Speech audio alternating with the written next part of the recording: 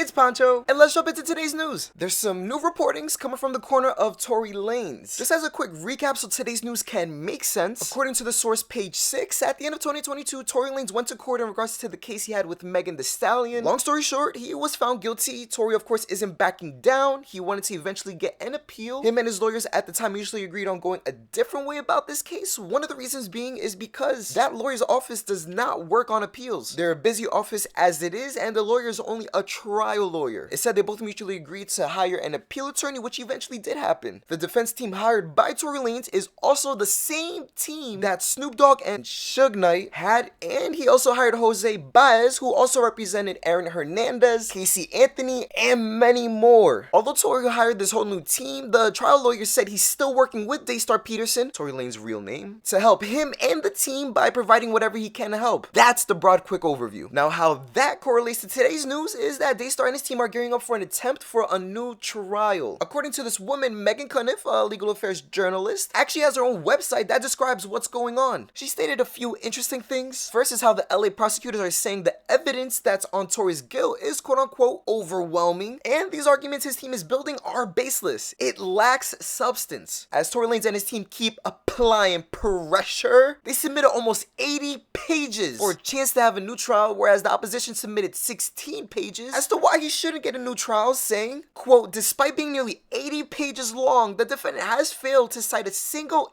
instance of error in the trial court. Moving on in the article, the second interesting thing Megan added is a comment made by this deputy district attorney, Alexander Bott, where he had said basically they are aware of the case, but to also remember the right to a fair trial is a cornerstone of our justice system. The third thing I found interesting was how in-depth this article goes. Daystar's team is putting up a lot of arguments ranging from an error a judge made that allowed the prosecutors to use an Instagram comment of Tory replying to a fan saying that's not true, to a fan that commented, quote, people saying Kelsey shot her, to other arguments ranging to his AK-47 tattoo being used against him in court, where it should be considered a creative expression covered under this new California law. There's a lot Daystar Peterson's team is unpacking. We'll be waiting for the official ruling soon. As it said, the defense team decided to delay it today to roughly late April, early May, so the defense team could be better prepared. I'll also be adding the link to this article down below if you want to read it. Hopefully that made sense. I'm not a legal expert, and I tried to explain this as best as I could, as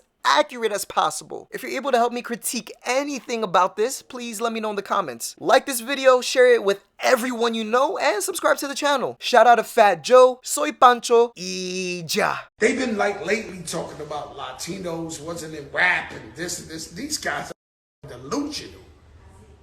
We're from the Bronx, New York. It happens. And so when hip hop started, it's Latino and black, half and half. But they going at me because I'm like the only Spanish dude, like really with a big voice. And Latinos wasn't there. You was invited. You are a specimen. I don't know what the f is up with these people that don't know their facts.